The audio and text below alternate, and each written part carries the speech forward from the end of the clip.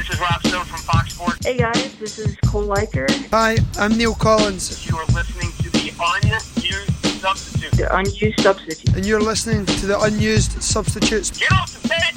Hey there, Little Red Riding Hood, I got a problem and it's complicated.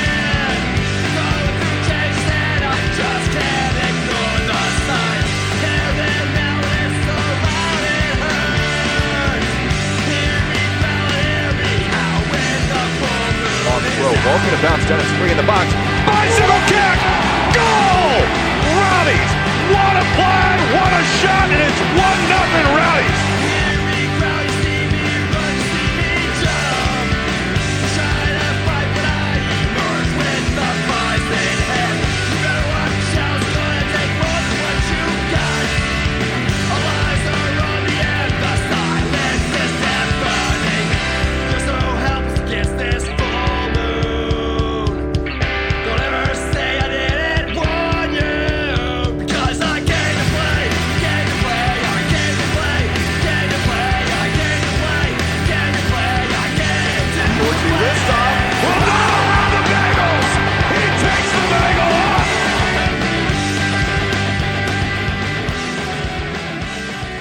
Good evening and welcome to another fun episode of the Unused Substitutes. This is your co-host. My name is Steven. Currently on mute is my co-host Matt, and we are actually going to start the show with a special guest. So you are listening to the Unused Substitutes podcast. We're live with you right now on Radio St. Pete. We're part of the Beautiful Game Network and sponsored by Roughneck Scarves. My special guest, and we'll start the show tonight with him, is the president of Ralph's Mob, Aron Retkees. Aron, how are you doing this evening? Hello. So we brought you on because September is a big month for the club and for you guys in the mob for a lot of charities and a lot of different charity events that are happening. So we know of at least 3 that are happening. So we wanted to go ahead and bring you on and explain what is happening specifically this weekend and what is happening coming up for the rest of September. So Aron, I'll go ahead and give it to you here for a moment. Indeed, thank you. And I just wanted to say that you guys are doing God's work, by the way. Well, I mean, in all fairness, we've seemed to have good premonitions of Rowdy's result. Calling us a deity might fit. So this month is actually quite active on the charity front.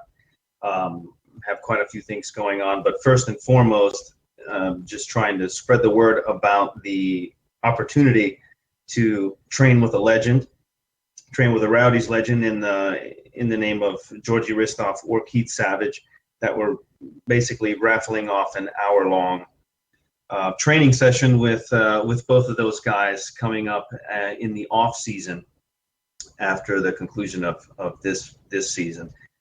So that raffle is ongoing. Basically, 2 winners will be drawn randomly on October 12th, which is the Indy 11 game. So we'll be drawing the winner of this prior to that game.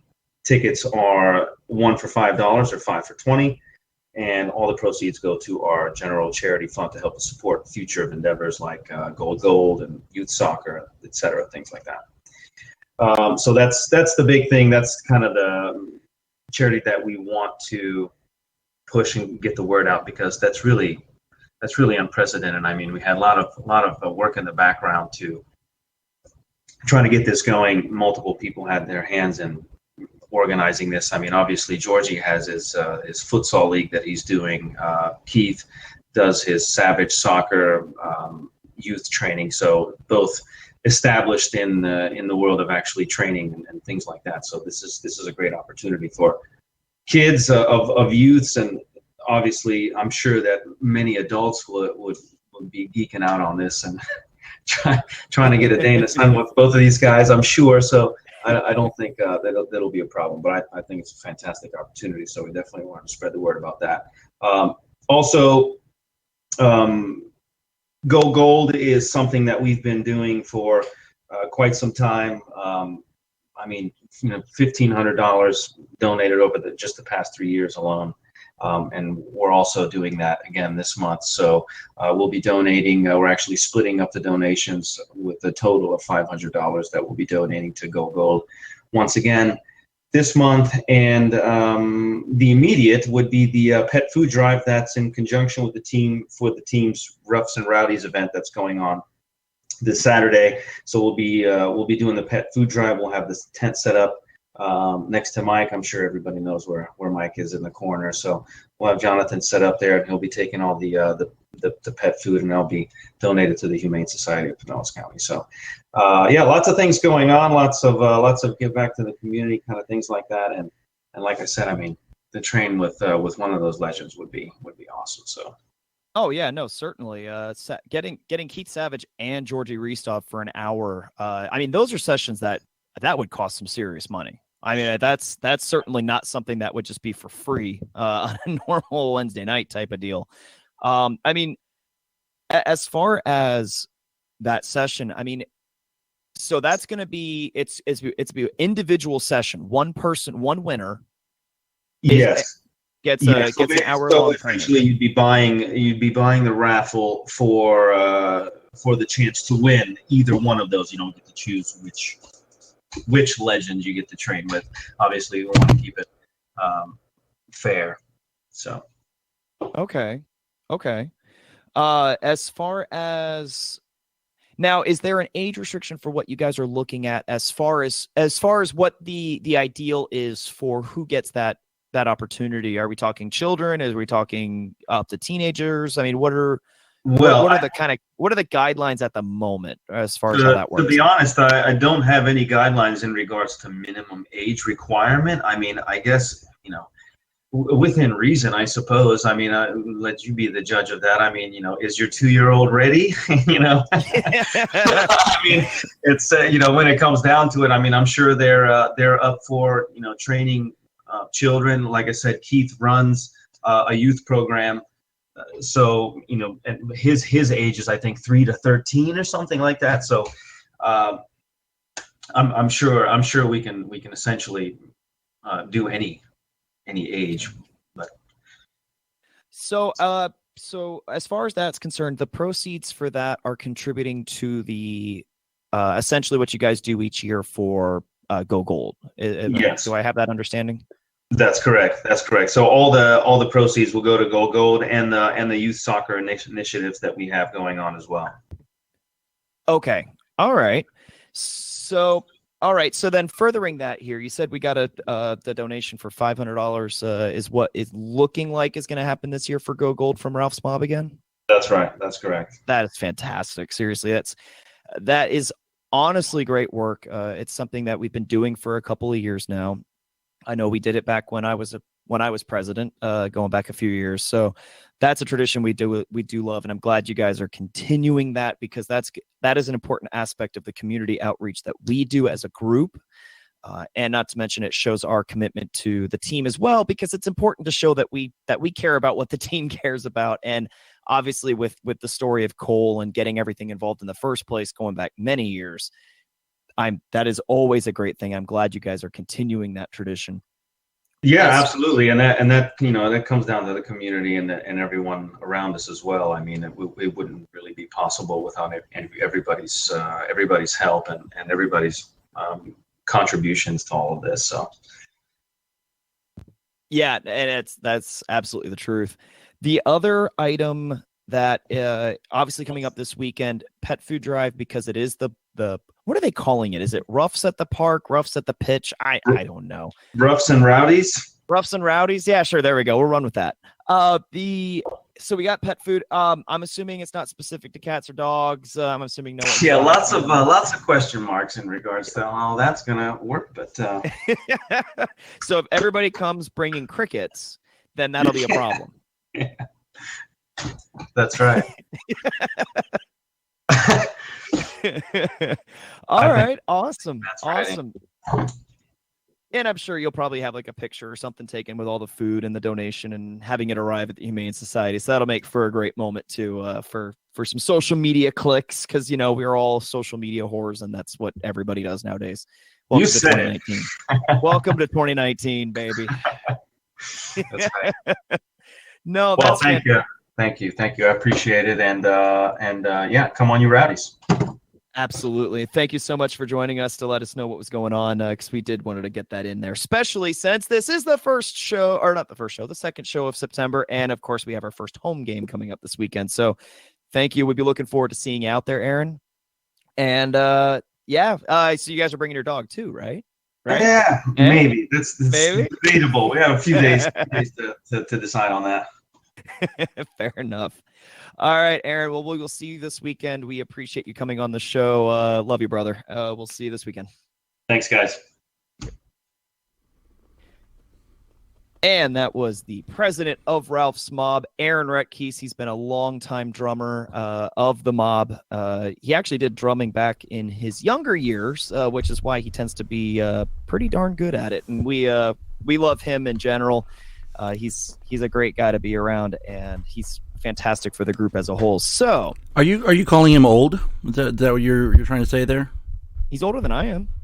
So anybody older than you is just automatically old? Well, I mean, I'm at liberty to call them older if I want, if it's like factually true. You children these days have no respect. You're welcome. How's it going, Stephen? Oh, it's going great, Matt. So obviously you've had quite the busy day, and but yeah, I'm glad that you were able to come on and get everything going. Me too. I'm going to light a little candle here so I can try and. I don't want to go into explaining all of it because it'll be the entire show. Oh, sure. I just need my. I need some fire here to de-stress. I'll let you look at the candle for a little bit. Help you chill out, too. Let me look at the candle. I appreciate the fact that I get to see a burning candle. It's like I almost want to have this simulcast on my TV, so it's like Bay News 9 has with Christmas. They always have the Christmas log, yeah. Yeah, see, I want to simulcast that candle up on my TV, so when we're doing the show, I want to see that. I want to see it be a nice, peaceful image. It'd be fantastic. What we can do, and I was going to bring this up last week when we realized all of a sudden there's webcam support. We can actually simulcast this screen. We could send this whole thing out on YouTube if we wanted to. The world's not ready for that. Many worlds aren't ready for that. We could, but that new planet I was reading about today, where they discovered moisture in the atmosphere it's still not exoplanet. It's not ready for this. That's true. Yeah. I'm not ready for this. Look, we're faces for radio in every way knowable, and not even like real radio. We are faces for internet radio. Yes, the self-degrading of the show continues. The type of radio where you can't accidentally come across us in your car. That is a. I don't know. Maybe we're preventing accidents. I don't know what the thing is. But yeah, thanks for Aaron for coming on. Now, do you guys have to address each other, Mr. President, Mr. President? Even though once you're out of office, it's always we had a collection of the living mob presidents. For what it's worth, there's no set precedent for that. But generally speaking, it just kind of depends. That's because there's never been a mob version of John Adams who came up with like a 15-word title for the president, and everyone else just said no. Yeah, Mr. President. Aaron says we should start this for sure. Aaron taking on my role for the beginning of the show of just typing. Well, he hasn't gotten there yet, but I was typing some semi-inappropriate stuff in the chat section there. Your Excellency. Yes. Your Honor. The Mob God. The Mob God. There we go. That's it. Oh, jeez. Yeah, I had kind of an insane day. Like I literally just sat down to finish up the some of the stuff for the show notes and listen to you guys talk to. We're just gonna pretend like this show is therapy for me tonight. Let's just do it that way. So let's get into it. Like 3-1. This past weekend, guys, we won. We won a game on purpose. Yeah, and we did it like pretty substantially. Like it was. Yeah, we did, and I pointed this out during the game, which again, like, part of the reason why I wasn't there Saturday is still ongoing this week, leading into my issues from today. Decide everything when we had Ryan Davis on last week. Everything he said is what the Rowdies did. He said we need to score early to give the players, especially the defenders and the goalkeeper, the confidence of playing with the lead. We need to get Juan Tejada going. Yep. Yeah. I mean, it was we were kind of getting into to help me Obi-Wan Tejada, you're my only hope territory. You like that? I've been saving that one for a little while. Yeah, that's fantastic. I now have like images in my head. I'm getting ready to Photoshop later. But got him going not once but twice. I was a little nervous there for a little bit because if you recall my pinned tweet on Twitter at the top of my page, Juan Tejada hat trick and I get a tattoo.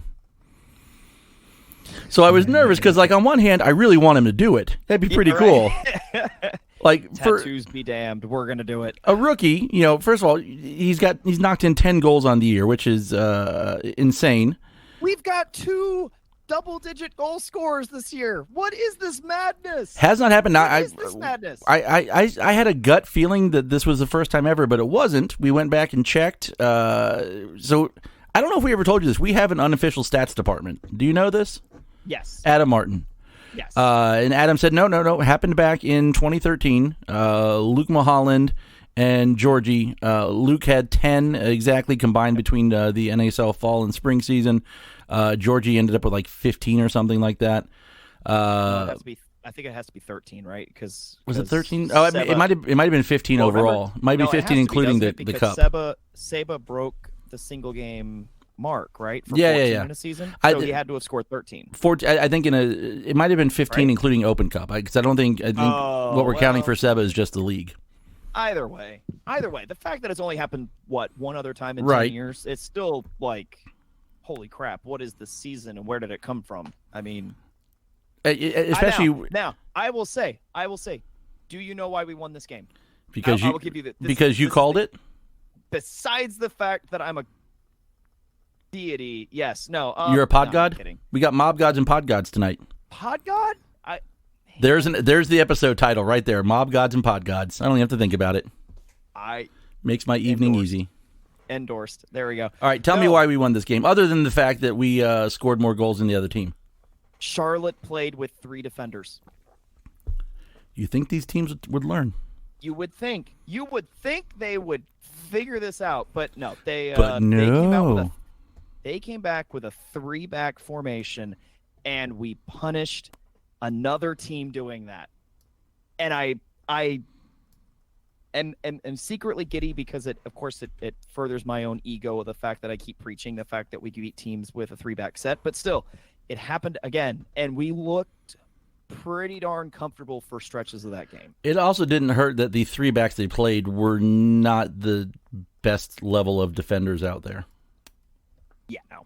Because let's be honest, against half the defenses in this league, I don't know that Tejada's that open to get either of those goals to tap in. I mean, they were quintessential Tejada goals. The way you want him making that move to the back to kind of be there either for the pass or the to clean it up and maybe knock in a rebound, and that second one he's just completely unmarked. Oh, the second one was gross. Like, that player just, I think it was Roberts that was defending on that play. And, I mean, he literally just, like, stopped playing and didn't even bother looking around. And Tejada just kind of waltzed up there when the ball went to the other side. When Leo dribbles to the other side, Tejada just starts to slow jog.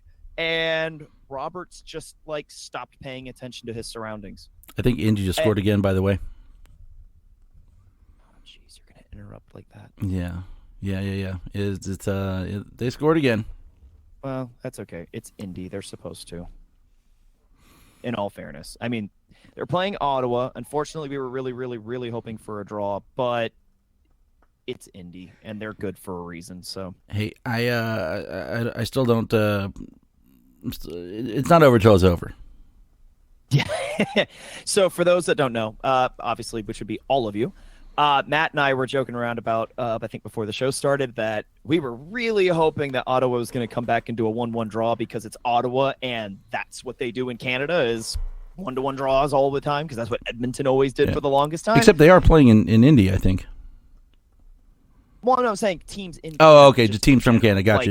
Edmonton did it for the longest time. Right. I think even Montreal did it back in 2010 when they were still with us in this division. But no one did it to the way Ottawa did it, by having a keeper fall down when a ball got anywhere near him and then lay on the pitch for 18 minutes. Yes. Knowing the referee would only give 2 minutes stoppage. The masters of time wasting. But yeah. So anyways, this week, this game, we won 3-1. And again, Tejada played a fantastic game comparatively. The first half, he had 5 defensive recoveries in just the one half. And they weren't like even all necessarily like transition plays. Because I remember something we talked about was having him doing defensive recovery work maybe towards the midfield on like a quick possession transfer. No, he was getting defensive recoveries on our own half. So he was really kicking it. Again, if I had stats for distance run in a game, I would bet that he probably had one of the highest numbers because his work rate was off the charts, which is amazing because it's exactly what Ryan and us were talking about last week. I thought that was fantastic, and that was a big reason that we had a 2-0 lead when he came off the field as a sub. You know what it means? Say what? You know what this means? Tejada listens to the show. Yeah, right. He must.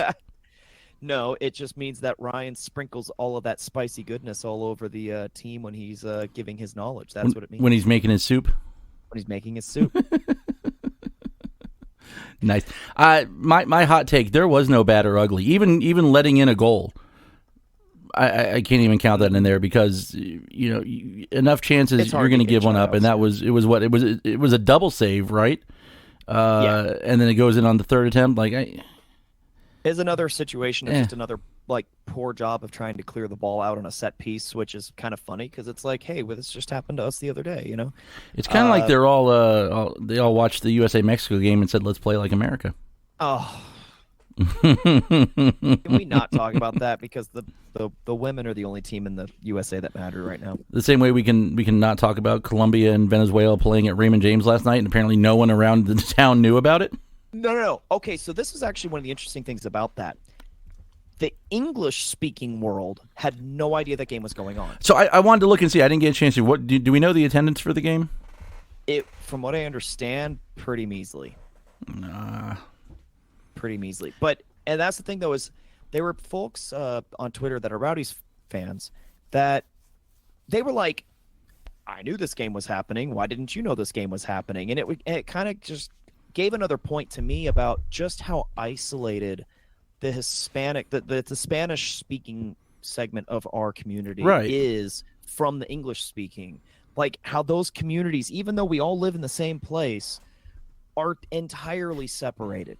And there's so little blending between them. For instance, for those that don't know, I watch the USA games in Spanish. Every time there's a USA game, I'm watching it on Univision. And I don't remember seeing an ad for that game during the USA game, which I thought was crazy to me. Right. And because for the USA Mexico game, there was not an ad for Colombia. So it's like even for me, I had no idea that game was going on. Two, for lack of a better word, world powers, because it's not like Venezuela could probably beat most of the teams in the world right now. Considering there's 220 nations, right, or whatever it is, they could take down at least 111 of them. I had no idea. No idea. And I follow the sport religiously, and I had no idea. And so, I was said something about it because I saw Garrett mentioned it on Twitter, and I was like, oh, that's new. And I 100% get that, like, I'm not the target demographic that they're looking for.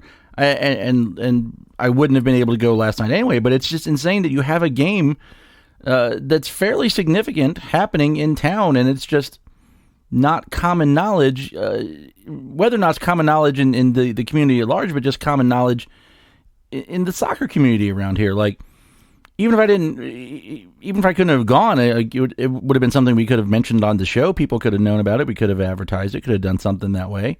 It's something I would have mentioned at least if I'd known it was going on. Like, hey, looking for something to do on Tuesday night, Colombia and Venezuela. I think one of the things that catches my mind, though, is it only furthers the problems. It really exemplifies the problems the Rowdies have had for several years, where like we have no idea. I think, if I'm being honest, I don't think we have any idea how to reach the Hispanic population in this area and how to draw that crowd into the stadium. People harp on it all the time, but I think this Colombia-Venezuela game highlights how difficult it is to bridge the two communities. Yeah, and that's a topic where it's been the drum, and I've been the Aron Retkeys of that drum for a while now. Only not with as much rhythm. But yeah, that and I was just thinking about it yesterday because they announced the entire lineup for Florida Cup, and I think we'll talk about it a little bit later. No idea right now if there's going to be any games played here or not. I haven't gone through and read the press releases because everything I get's in Portuguese and I got to translate it anyway. But I mean, there's some serious potential. And we saw when Nacional played Warsaw here that game was so awesome. There's a huge number of people that are nearby and don't come. And if we could get them to, it would transform everything in the stadium. Yeah, it is a mystery to me. I absolutely positively loved the Nacional Warsaw game. I thought that was great. But yeah, I mean, it is what it is. By the way, the teams, from what I understand right now for Florida Cup, just while we're on the subject, mine as well. Corinthians. Yep. Palmeiras. Mm-hmm. Atletico Nacional. Yep. And Spartak Moscow. Oh, we were talking about this at the bar last night during, I think, like halftime of USA and Uruguay. We all want to dress up as. Did you ever watch Aqua Teen Hunger Force? I've never even heard of Aqua Teen Hunger. What is it? Aqua Teen Hunger Force. It's I don't know. It's filler basically. It's background noise, but it's sometimes there's a character in there that looks like a Russian ultra. Like we always want to show up dressed like this guy Carl and for that game. Yeah.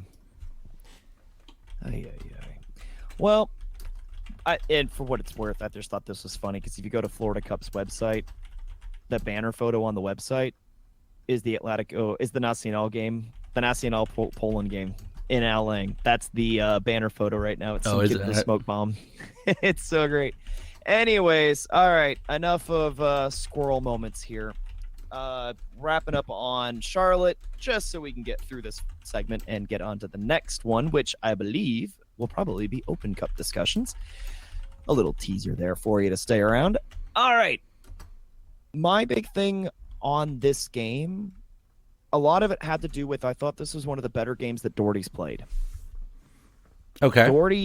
Doherty had a fantastic night, I thought, as far as his presence on the field.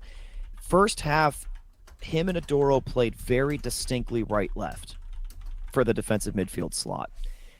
His passing numbers were near perfect. He only missed 4 passes all night out of 39. Several recoveries, things of that nature. Nope, I mean, nothing like crazy, but his presence on that field, he did interrupt. He doesn't get credit for a lot of some of the plays that he made, but the pressure that he applied actually did mess up the transition play from Charlotte on more than one occasion. And his ability of marking and anticipating a pass and marking a man before the pass to make sure that the pass couldn't really be made. It wasn't feasible. Like I said, there's not really a stat for that.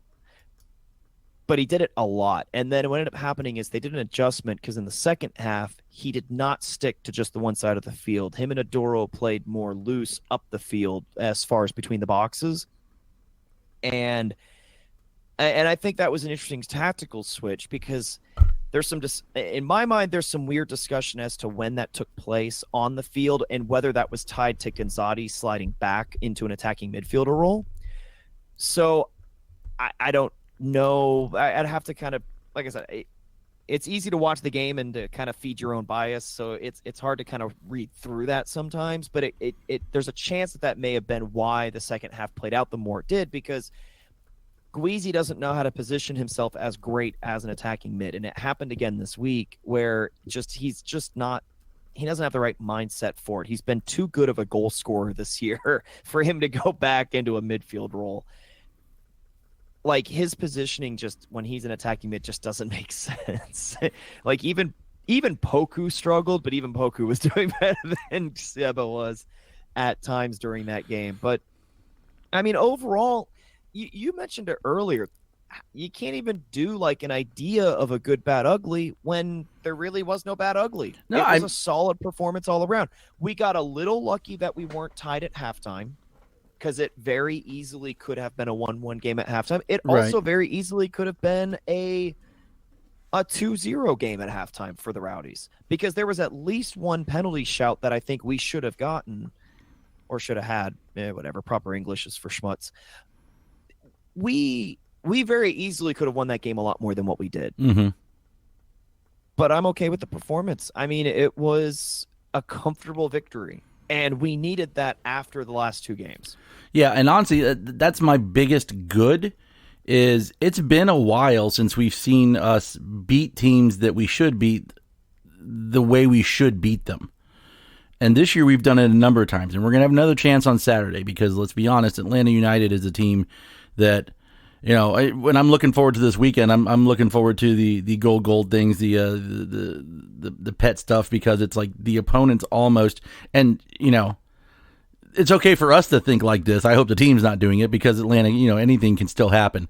But like, honestly, the last thing I'm worried about right now is who the other team lining up is, because it's Atlanta United. Like, okay, whatever. Oh, yeah. No, this week there's not much of a preview. Here's another little tidbit for the later part of the show. The preview for United is going to be really small. Yeah. There's not much to talk about. That team stinks, and we better kill them. So, there's your preview. We won 4-1 before. It should be at least that. Right? Yeah. Yeah. I mean, really. Now watch, we'll go out there and win like 2-0, and we'll be all despondent next week. Yeah, right. Yeah, right. George will put up certain banners up in the section because it's just not good enough of a win or something. The emoji's gonna reappear. I love the emoji. In all fairness, we've actually brought if you remember that old tifo, we have the like tifo now. The one of those 4 panels. We still have the thumbs up. So in all fairness, you'll probably see more of that one, I think, this year. I'm just saying. Well, now that Facebook has all the different faces you can make, you can do the like, the love, the laugh, the everything else. We're gonna have ones that go along with all those now. The crying one, crying one would be perfect for when you draw 1-1 against Charleston. For Faith Night, we'll have the hands together emoji. See, there you go. It could be controversial. Is it a high five or is it prayer hands? Who knows? Oh, jeez. Could be high five.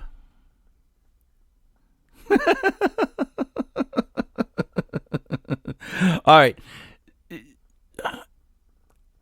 Is there even really a debate on man of the match? And I know you mentioned the game Tenari had. Yes, there is a debate on man of the match. And it's funny because Aron is listening in on the chat. He's listening in on the show, and he's actually got a chat feature, so he's been talking to us the whole show. He actually brought one up that I actually think might be. Yeah, you can make a case for that. Well, I'll give you the floor first. Conference locked. Oh, wow. That just reminded me, since we have Aron listening in, I was going to just lock it down so no one else just randomly shows up and starts talking to us. Oh, jeez. Anyways. Just a second. Who was your man of the match? Look, the easy way, and I'm sure I haven't read the report on USL Soccer or USL Championship, whatever.com. The easiest way to go is to say Tejada had 2 goals. And now, honestly, they were pretty easy goals. It's 2 of the easier ones he's going to score in his lifetime, in his career, which is just, we're watching the beginning of it right now. But for him to get 2 goals when he's had a little bit of a dry stretch, when we've been in a tiny bit of a slump compared to previous results, not just taking the 2 goals in isolation, but the 2 goals for kind of what they mean for the team overall. And again, in a game, he does these 2 goals against, Indy, then all of a sudden we have to go change our shorts mid-game. It's just against Charlotte, but it was necessary. Like, just because it's something you expect them to do, like, they still have to go and do it. So I'm taking the easy way out, some people are going to say, and I'm going with my main man, Obi-Wan Tejada. Obi-Wan Tejada. I hate you for how cool that is. Anyways, there's a 2-pole in that somewhere. There's all sorts of like tifo material in that one sentence. That's amazing. I think the actual man of the match is controversial. I don't think it necessarily is as easy as just crowning Tejada. Now, granted, it is. I will say easy. this: the "We Love You" is not going to be controversial at all. You better be on the same wavelength as me. But we'll get there later. Yeah, we'll get there. We might have to use our little private chat feature for that one. I'll put it this way: I've already mentioned the person in another context tonight. Anyways, so there's a legit couple of shouts for player of the week, or as far as man of the match for this one. Tejada's an obvious one. And you know why else? I'm going to interrupt you again. Oh, you suck. You know why else Tejada gets it? Because USL was so stupid they can't even put him on first team of the week. So right there. It's funny. I saw that and I'm like, I have to go back and look at the players they picked to see why they picked them. Because you know me, I'm analytical about everything. Because they're biased. That's why. Everything. You listen here. They're biased. I'm supposedly having pre-match beers with the host of Steal Some Time at Alling's weekend, and I'm going to blame it all on them because they are going to be the faces of the USL to me. unless I see Jake Edwards in the parking lot, and then it's on. So as far as man of the match, one more thing. No, I'm just kidding. Again, Tejada's the obvious one. I think there's a legit theory for Malik Johnson. Malik did an unbelievable amount of work down the right-hand side of the field this week, and I think it's noteworthy just because of the fact that it was offsetting for Charlotte the whole week. He was out dribbling just everybody seemingly at will. But my player of the week. I mean, Malik was smoking guys so hard that he probably had to take a midweek random drug test. Oh, that's different. That one fell kind of flat. That one was interesting. But true. So, I will say this. My man of the match for this week happens to be Poku. And the reason why I'm going to give it to him this week, he was put into a role he hasn't played much this year. And yet, he was fantastic. Especially, I mean, obviously he got subbed out, but in that first half, his numbers were phenomenal. 30 of 31 passing. He had 38 touches on the ball overall. 2 of the passes were key passes. In other words, they created a chance. They created a shot on goal. He didn't officially get an assist, but he had 6 defensive recoveries in the first half, which is an astronomically high number, especially when you're the attacking midfielder. I thought his presence on the field was absolutely amazing. And I think that's where I'm going with the player of the week, is I'm actually giving it to Poku. I thought you might have gone with the Tenari call there. Huh? You were mentioning Tenari's game earlier on. I thought you might end up going with him. He didn't play this weekend. What are you talking about? What were you saying before? I mean, this is what I get for trying to type and do things one time. You weren't mentioning Tenari before? No. All right, my head's exploding. At least if I did, I don't remember doing so. That's hilarious. Maybe I got into some of these medications that I had to stop and pick up today. It's entirely possible. Right. Well, if he had played, All he'd right. have been man of the match. I'll tell you that. Okay, so having fun with that. I think that just about wraps up this week. We killed him. It was great. It was fun. Other results this weekend. Let's move on here. It's 8:40. My goodness. Other results this weekend that were notable. Pitt only got a draw against Louisville. The Charleston Battery this past weekend did beat Indy. And St. Louis defeated Nashville 1-0 this past weekend. Just saying here, Matt, there's still a chance that they're going to finish in the 10th role. Just well, and also in addition to losing to us this weekend, Charlotte also lost one of their players for the season, one of their defenders. So that team's just going to be cannon fodder for the rest of the year, basically. yeah, that's Cool. That's kind of what I'm looking at.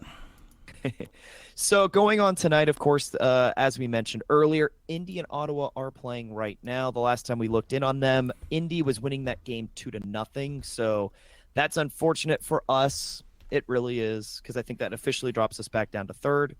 Yeah, on we the put us in overall third. table. Well, third by a point, and also Indy's going to play again on Saturday. So Yeah. So they, in general, they have a game in hand, and we'll get into the points per game and everything and how that resonates. The other three games that are happening this weekend, Birmingham, who of course has just been on a ridiculous streak of late, is playing St. Louis. That's a game between number 9 and 10 on the table overall. That is a really, really important game because both teams are kind of starting to turn around a little bit. I might say Birmingham's been on a streak. St. Louis is maybe turning the corner. Couple of wins in their last they got 3 wins in a row right now. yeah, 9 points in 7 days? It was a nice little week for them. That's a huge game now, considering they're only a point separated on the table, and we're down to the end, guys. There's 7-8 games left, depending on which team you are.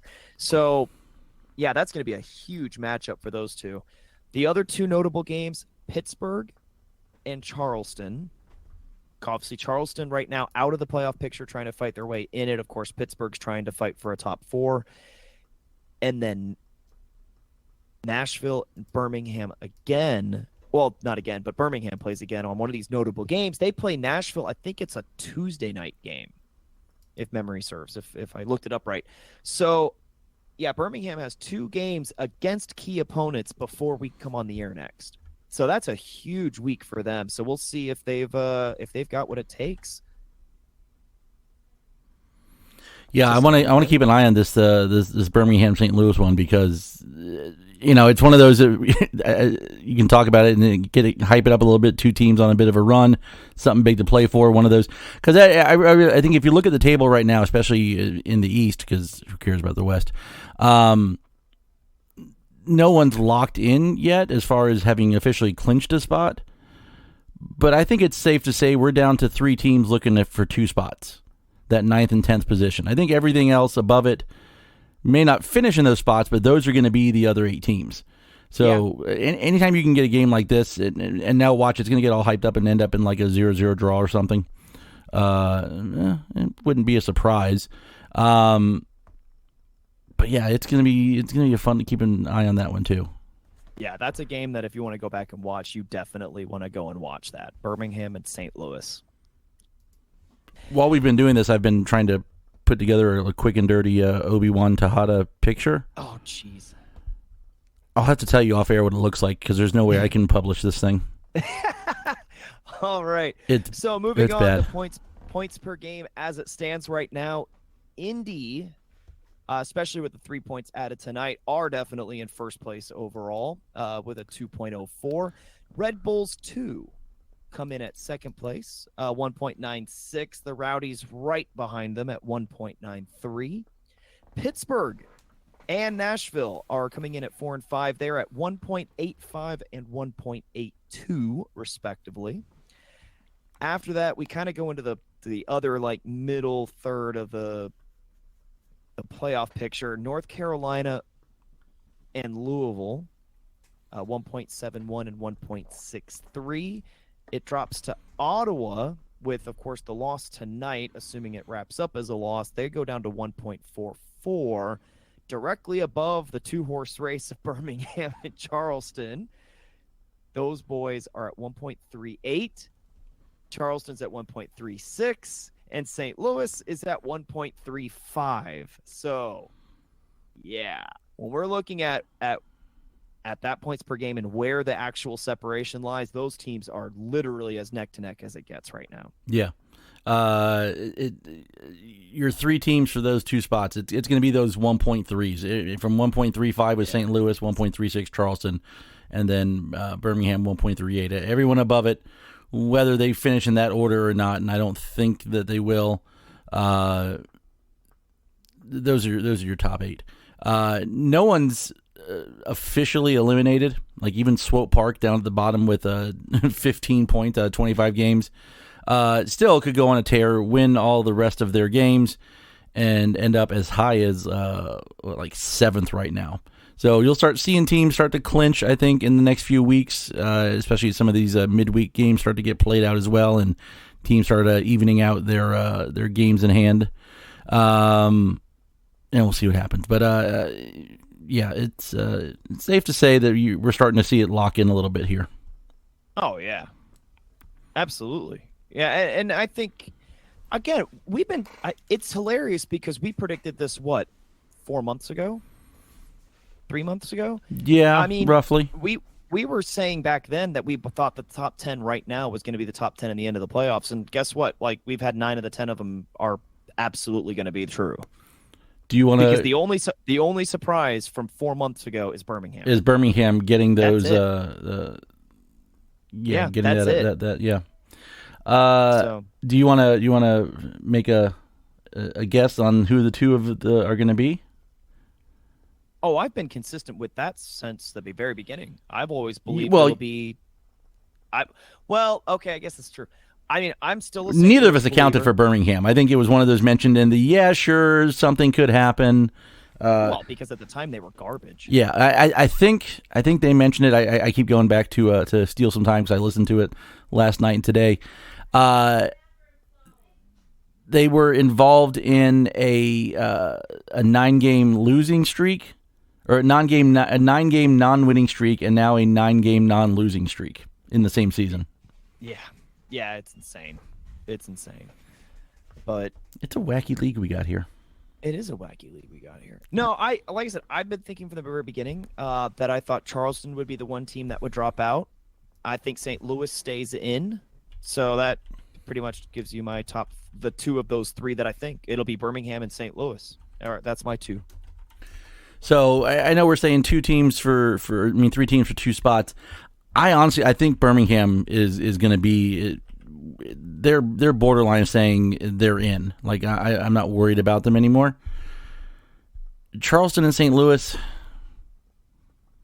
I don't know who it'll be, and I think I said this last week. But whoever it ends up being will be almost as surprised as we are that they got into the spot. It's somewhat 10th place is someone backing in. At this point, it kind of seems like it now. Yeah, definitely. That is absolutely the truth. I don't think because it's not like Bethlehem's going to suddenly roar to life and make a sudden comeback at the end and storm into. No, it's somebody's backing into the playoffs, and it may not even be just one team. It might be 2 of those teams. Right. Might end up backing in it when all's said and done. God, imagine if Birmingham just collapses in the last 8 games and doesn't make it after fighting all the way back up in there. Oh, don't be mean. That would be funny, though. I would laugh, but that would be a heartbreaker. By the way, Ottawa has 6 minutes to score 2 goals and get a draw out of this. It's not looking good. Yeah, that's a bit done. Honestly, I'm surprised by this result. I thought, because they went to Charleston, Indy went to Charleston over the weekend, and the game got pushed to Sunday. And then so they had to account for an extra day in Charleston, and then a real quick turnaround to go home to host Ottawa. And I think they're on the road Saturday. I don't remember. I thought this was the game where they go, okay, we're going to take a draw here. We're going to hope for that as a worst case scenario. They would go out and go full bore at Charleston, go full bore at whoever they've got. Who they have on Saturday? They have. They're home. Oh, Bethlehem. Okay, so I can see where you put a little bit stronger team out there for Ottawa, knowing you've got Bethlehem coming in on the weekend to your home field too. Mm-hmm. All right, makes a little bit more sense then. All right, so set up what we're going to talk about next. So, coming into the off season, some of the off season discussions actually already started. We don't know yet what the venues are, I don't believe, but the first 4 teams for the Florida Cup were announced. Let me go look real quick while you're talking about this, because I get the press releases straight from them. Let me see if I can find any more info. Yeah, they announced the teams today, and we're bringing it up just because we've hosted games in the past, and we kind of secretly revere, if not openly revere, how cool it was the Nacional versus. I want Moscow and Nacional at Al Lang. Say what? I want Moscow and Nacional at Al Lang. That would be incredible. So yeah, the 4 teams coming up. They've already signed on Nacional again. They've got Corinthians confirmed for this one. Palmeiras is another team coming in, and Matt dropped it there. Spartak Moscow is the 4th team right now currently announced. I have some info. Okay, it's not going to be Moscow. It's not going to be any teams actually participating in the tournament itself. In 2020, the format of the competition will follow the same as 2019 with 4 participating clubs. In coming weeks, organizers will release the game table with the clashes.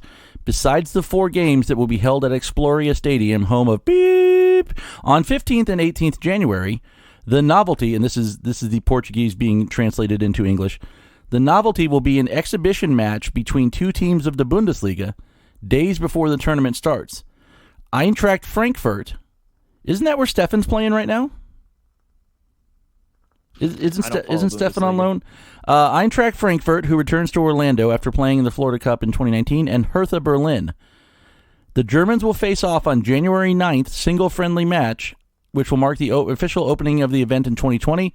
The match will be played at Al Lang Stadium in St. Petersburg, Florida. Hey! So, mark your calendars now, January 9th, 2020. Eintracht Frankfurt, who I think is where Zach Stefan's on loan to, facing off against Hertha Berlin, which I might have a U.S. national team player there as well. I gotta look and see. I'll do a little research while you're talking again. But there's the info. Yeah, interesting. That's awesome, guys. So we did get another international friendly in January. So, yeah, that's awesome. That's a great little news blurb there. So we'll put that out, make sure people are aware of it. Unlike how people do with the Colombia thing. But anyways, so the other big topic that we wanted to hit today, that we've been pushing off for a couple of weeks, is U.S. Open Cup, because they've just gone ahead and announced the first of the qualifying games. The schedule for that has just been announced. So the amateur qualifying play-in rounds will start in 2 weeks from now. Just about. So, obviously there's been a lot of discussion since the final about, and before that too, but specifically the final, about how to make the Open Cup better. Because as we all know right now, MLS teams come in pretty late, and a lot of them end up hosting games, even from the very beginning. And there's been a lot of debate over the years as to whether that's the best solution, as to whether how, and not even necessarily if that's the best solution, but just how we can make it better. How can we make the Open Cup something that is noteworthy around the world, like it should, because it's one of the longest running cup traditions in the world. Why isn't this bigger? Why aren't more teams interested? Why aren't more people interested in the tournament? There has been thoughts coming from every which way as to how to do that, whether it's to end regionalization, whether it's to limit the regionalization in some way. there's obviously been a lot of talk on this. Matt, I'll go ahead and hand it over here because I know you've done a lot of research on some of the different competing theories that are out there, because there is. Every writer seems to have a theory on this. What are some of the biggest takeaways that you've seen for ideas that you think actually could be implemented to make the tournament better than what it is right now? All right, first off, let me correct myself. Stefan is currently on loan to Fortuna Dusseldorf, not Frankfurt. Timothy Chandler's at Frankfurt, though. Oh, there you go. All right. Well, the first thing I want to do, I'm going to throw out there, because I have these two articles from Forbes open. I want to throw because Taylor Twellman kind of went on the rant. I think we've talked about it before at the halftime of the Atlanta Minnesota game, the Open Cup final, and had I think like 4 or 5 different parts that were his bullet points for his plan to fix this. So I'm going to go through kind of each one, and we can talk about how we feel about each one, and then we'll go through some of the other competing ideas that are out there. So number 1, non-playoff teams, MLS apparently, enter 1 round earlier. So I think right now, what is it? MLS comes in like the 3rd or 4th round? But if you turned it into the non-playoff teams, so that there's incentive, I guess, to put some kind of other incentive for the playoff. But then again, doesn't it feel like everybody in MLS gets in the playoffs except for Orlando? Yeah, right. Everybody but Orlando makes the playoffs in MLS. And Cincinnati? It's weird because I don't know if that really does anything. Because here's the problem. One of the theories behind why that's important is that it's supposed to give those teams a harder chance to make it into the finals, to try and emphasize importance of the table overall and trying to get in the playoffs in MLS. And that's fine and dandy. I don't know how that improves the tournament, though, because I don't know how many people care about, say, the Colorado Rapids. Right. I just don't see that being a selling point. Like a really garbage. I don't know. I don't know if that actually improves anything. Like if Cincinnati were to come to St. Pete tomorrow, does it really matter? Does anybody care? Well, I mean, there are a couple of Skyline Chili's in Pinellas and Manatee County, so there'll be a cheering section at least. The first thing that jumped out to me, and it's mentioned again in the article too, like how often does MLS tinker with the playoffs? Yeah, doing something like this basically locks them into a playoff format. Which is the one thing MLS has refused to do, is lock themselves into a playoff format. An alternative they suggested was letting the 4 the U.S. CONCACAF Champions League representatives to enter the Open Cup a round later. It gives more direct relief to fixture congestion for teams who need it, and also keeps the number of teams receiving a bye stable. And they kind of rated these on in areas of likelihood. Said this could happen. I suspect there'll be some kind of tinkering with when certain teams enter it, and whether it's based on playoff position or whether it's based off, even if you don't do just playoff position, but you say, hey, you cut the Eastern and Western Conference, the tables in half, just based on points from the year before, and you do it that way. I don't know.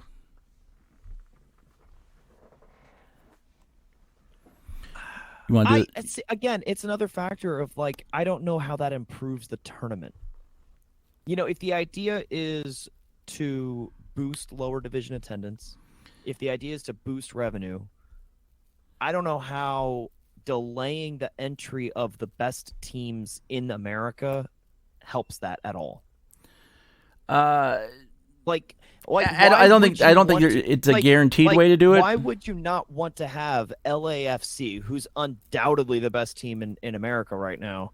Why would you not want them in the tournament as early as possible for anybody to host? You see what I mean? Like, yeah, but at the same time, how does that help?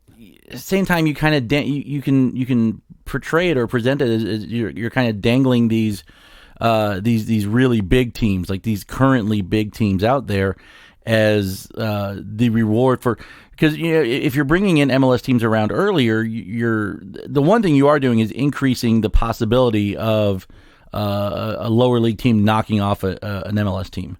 Because the earlier they're coming in, they're going to play even more, rotated lineups and things like that. And then you say, oh, we're going to face, like your example, Colorado, with Tim Howard maybe wearing a hoodie on the bench and not playing, with the chance to if we win this one, then LAFC maybe comes here a week or two later. And you build the excitement up that way rather than blowing it out there in one shot by putting all of them in earlier. Yeah, but it's a way to do it. You already know, though, even with the current format, you Indy already won. know who the next opponent's going to be. If you win, by yeah, but I'm saying you get the way know who that team's going to be anyways, so that it doesn't really improve the excitement at all because you still already have that expectation. We win this game. And we end up playing LAFC. Yeah, but maybe you get people out their stadium saying they want to be there when they find out they're playing LAFC. Be there in attendance for it or something. Maybe. The next thing they mentioned was MLS teams play their first game on the road, which I'm generally in favor of this one, but with one stipulation, because a lot of these lower league teams don't have the level of control over where they play on a regular basis. Maybe outside of their contracted days, like if it's a weekend team or something like that. And if you're bringing in an MLS team, you want to have some place where you can sell some tickets and make some revenue off of it. So I wouldn't say automatically require MLS teams to travel for the first round, but that the lower league team gets the right to claim hosting privileges first. None of this submitting the bid for it and opening out. You ask them, hey, do you want to host the game? Cool. Where are you going to host it? All right, that place is legit. It's not a park where half the lights don't work, and there's one set of bleachers on the sideline. If you've got an actual place where it works to their benefit to make them some revenue through ticket sales, concessions, all that kind of stuff, then yeah, not a hard thing to implement. This, I think, is probably a out of all the things that he mentioned, probably the most likely to happen. So here's the part of the problem with that theory, though, because I tend to like it on the surface. Again, if you are in a venue and you have a venue that's acceptable for that round, that level of play, because there are stadium requirements for the specific rounds that you're in, I believe. The only problem that I have with that is that right now, as it stands, there are a lot of teams, from what I understand, even in second division, that openly choose not to host games. Yeah. They don't want to. They don't see how it becomes a positive revenue situation for them to host a game, even if it's MLS. My guess is that it would cost them more money to open the stadium and operate for that game when not knowing who you're bringing in.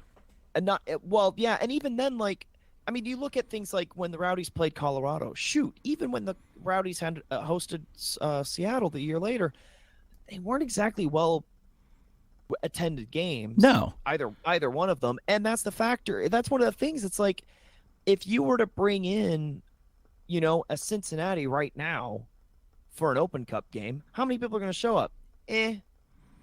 So I don't know if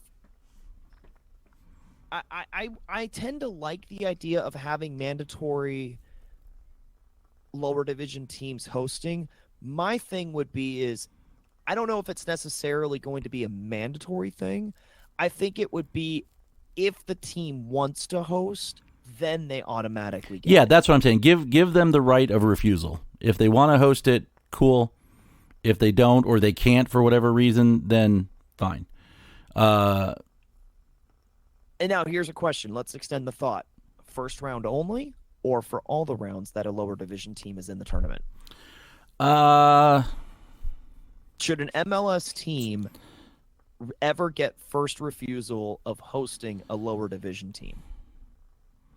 I don't know, because at some point, if you're mandating that teams from a certain division are always traveling. I think at some point you start to tinker with the integrity of the tournament, as much integrity as something run by U.S. Soccer might have. At some point you've got to go to the, and maybe it's not the bid system anymore, but maybe it's, didn't they used to do coin flips basically? Well, they still do. I thought it was sealed bids now, and they opened the envelopes and saw who the teams were that wanted to. I know that at least for the final, it's that way. It's a bid. No, coin toss for final, but I thought it was a bid system for the other way. Well, that would be news to me, because I always thought that if both teams wanted to host the game, or on the flip side, if neither team wants to host the game, I was under the impression that it was a coin flip that determined it. That was the impression that I had for it. I thought that's the way it was a few years ago, but I thought it changed in recent years. Oh, crap. Am I really that far out of date? Let me look up here. I might be. Might be that far out of date. I might have it Really flipped. Let me see. see here if I just saw something in here. Let's see.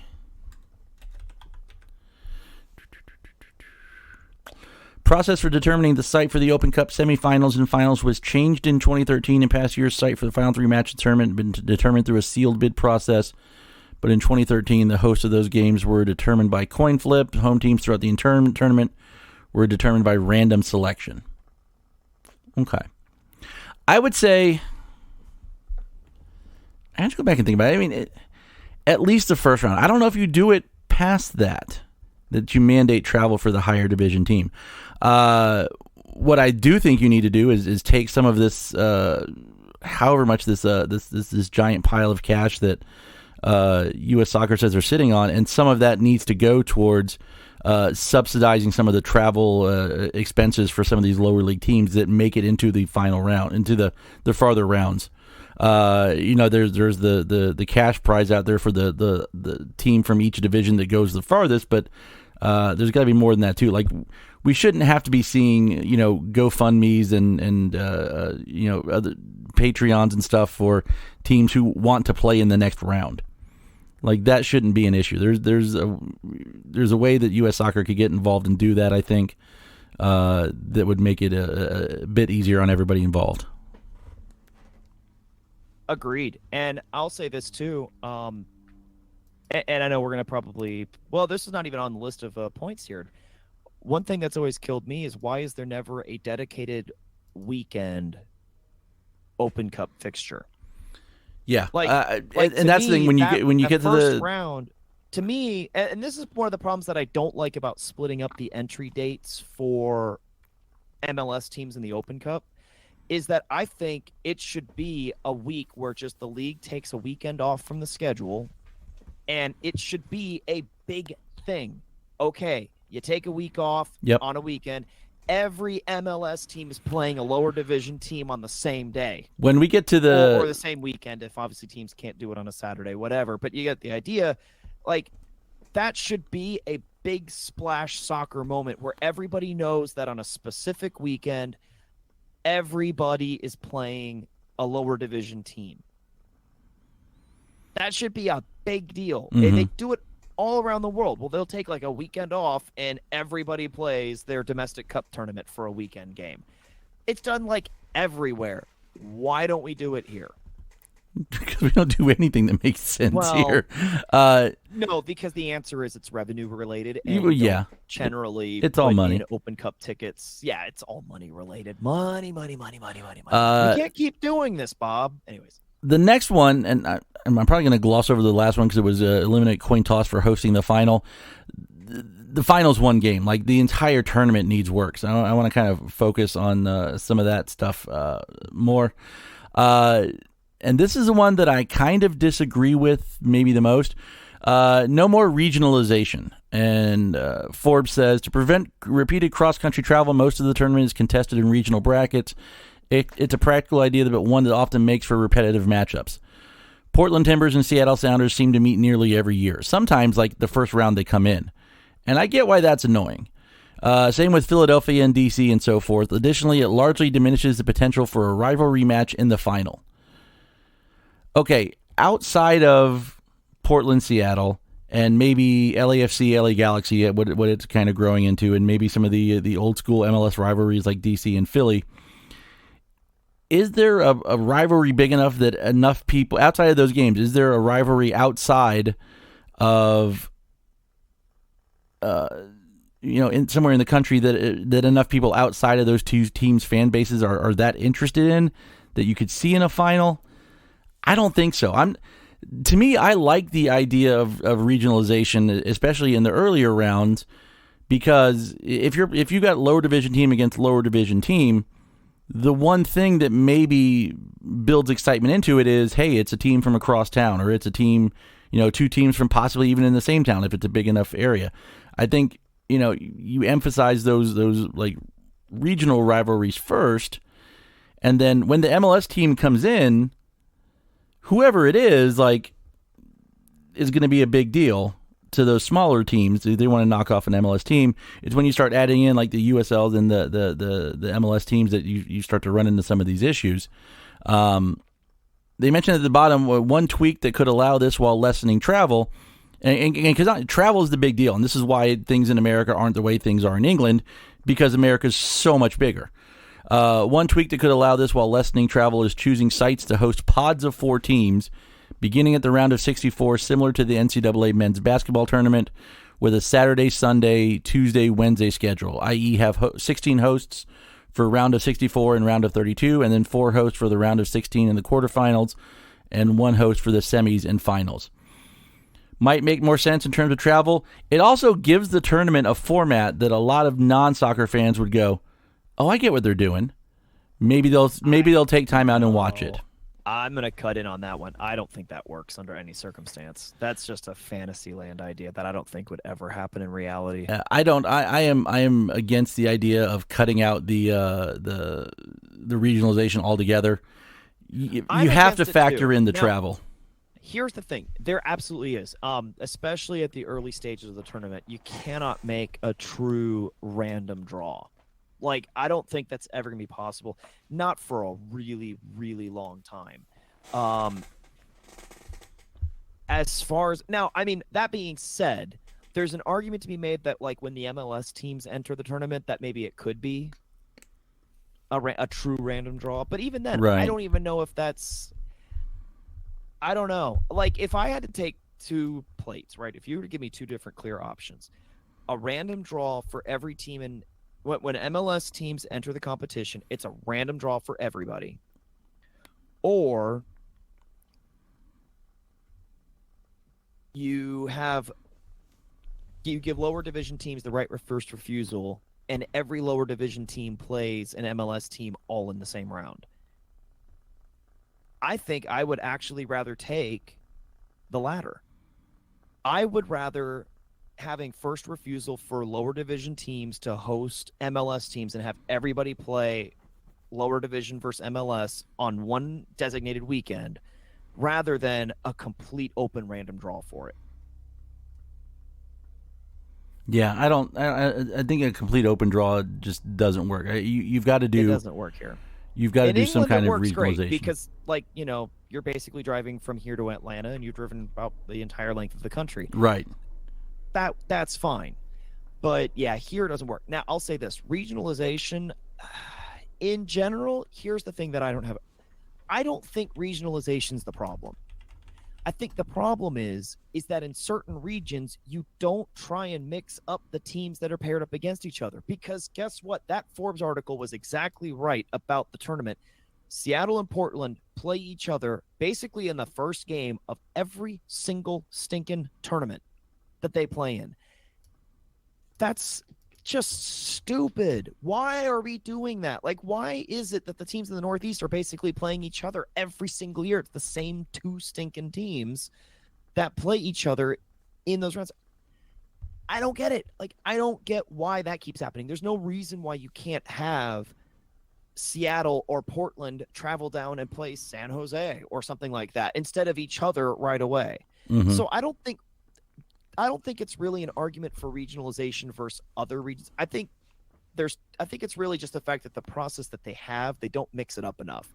They don't try and fudge different regions. Say 1 year having Seattle and Portland that's dedicated to California teams, and then other years maybe you throw in like a Real Salt Lake and a Colorado and have that be a region, and like every other year you alternate.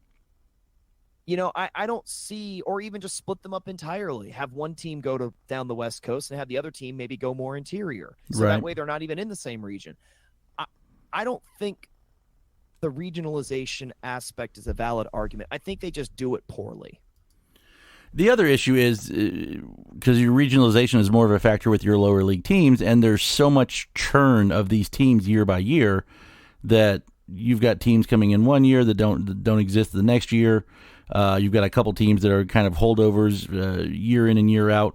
You can't build any kind of momentum or roots like that when you've got teams just up and disappearing on a yearly basis. And if you can't build the momentum at the bottom, you can't keep it going forward either. The one thing this is the last thing, we're already kind of going over on time limit. It's 9:15, and you mentioned it. Having some kind of established traditional dates, whether semifinals or finals. I saw mention, playing the final on the U.S. Soccer Hall of Fame induction weekend in September. In a central location in Dallas. I'm even okay with doing the semifinals there. So you take the semifinals, put them in that location, and the final is, you do it at at one of the team stadiums or something like that. Like that, I think if you've gotten to the final and you're a team that's played well, like there needs to be a way to earn that privilege of hosting the final. Also, I don't think you get a huge crowd, even in a centrally located place, coming out midweek for an Open Cup final. Which again, semifinal and final needs to be on a weekend. We're not at a place right now. Well, yeah, okay, so there's two aspects to this, right? We're not at a place right now that I don't think we're going to do neutral site, even a final. I don't think we're there for a really, really long time. Until we start like averaging more than, say, 1 million TV viewers for each weekend in MLS for at least one game, we're nowhere near having the audience capable of supporting their team at a neutral site location. I don't think that works at all right now. But I would say this, I wouldn't mind seeing the Open Cup schedule kind of moved up a little bit. Okay. As far as timing, where, say, like as far as set dates, one thing that was pointed out in the Forbes article was trying to anchor it on holidays. So, like, for instance, Labor Day is like May 29th, May 28th, something like that is Labor Day, I think. Right now, that's the third round of the Open Cup. So that's the same week that we played Oklahoma this year for that round of the tournament. And Labor Day, September 2nd. No, Memorial Day. Oh yeah, Memorial Day. You said Labor Day. Sorry. Because I was picturing Labor Day as being, if you could do this right. Now it doesn't line up with having semifinals on induction weekend. Maybe you do semifinals on. But tying something around Labor Day weekend. Yeah, I'm thinking early in the tournament. I'm sorry. Especially if we're still calling soccer like the blue collar sport. Something on Labor Day weekend is a good tie-in. I like that too. Yeah, for later rounds as far as that's concerned. But I think like a Memorial Day weekend, extended weekend for everybody, make that the day that everybody that's an MLS team plays somebody on a weekend. Have it be on that holiday weekend. Yeah, find a holiday weekend where you can kick it off. And a holiday weekend where you can end it. I don't even know. No. See, that's the thing, though. I don't even think it's really a kickoff and an ending, because I think it could be a mid-tier, a mid-round. Maybe when the pro teams come in. I'm USL and the non-playoff MLS teams. I'm going to stick to my guns on this one because I think right now we already play. Right, it's the third round right now for when Memorial Day lands on the tournament. Right. I think if you bump the tournament up like 1 week or 2 weeks, whatever it technically is, and you have the MLS teams enter in the, whether say the fourth round just for giggles, and that fourth round is played on the Memorial Day week. I think that is on a weekend, and you just make that a dedicated Open Cup week where every MLS team plays. I think that's the way to do it. We're going to have to And I break think out like a that- map and a spreadsheet and figure this all out. Yeah, right? We're going to be the crazy guy going, with the map in the background. We can do that. All right. Yeah, there you go. We'll Photoshop you and me being the crazy people in front of maps and graphs and I like lines that. and I like that. Presenting our open, a modest open cup proposal that doesn't involve cooking babies and stuff like that.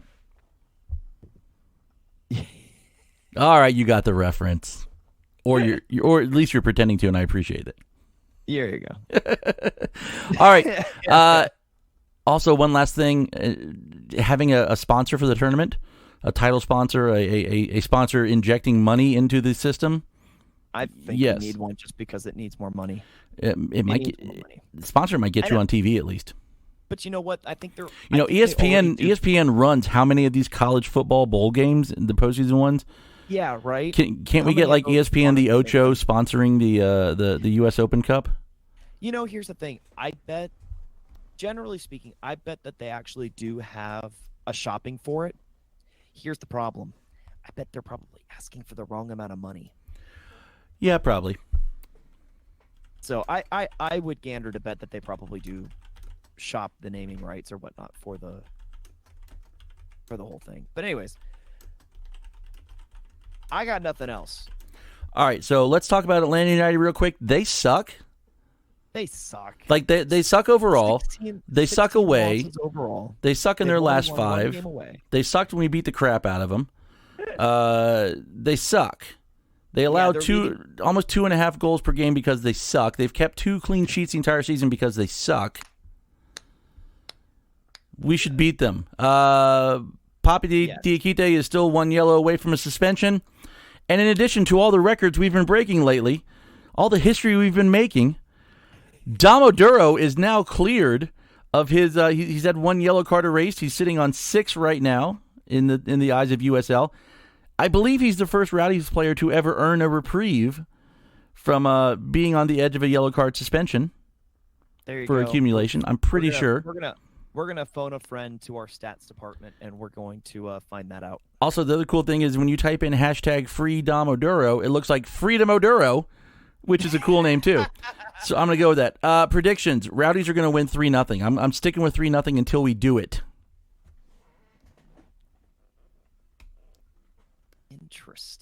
Interesting. And you made a joke about 2-0 earlier today.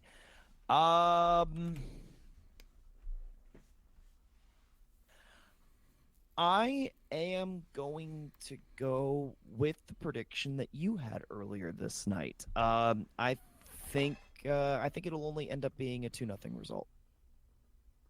Okay. All right, let's wrap this up so we can get out of here. We love you. Have you figured it out yet? No, You and will forgot- when I start explaining why. You'll figure this out in about 30 seconds. Okay, hit me. He's been going to road games for 10 years. Yes. I think Wait, we've I lost wanna track point of out- how many he's gone to. You know what's funny? Okay, hold on. I'm pretty sure It I took me actually all wrote of that down. he's been going to road games for 10 years, the entire time the modern Rowdies have existed, and he has never seen a road win. I think I saw a road win my 3rd trip. I did. I wrote this down too. I feel so ashamed of That myself. that win in Fort Lauderdale, the Georgie hat trick.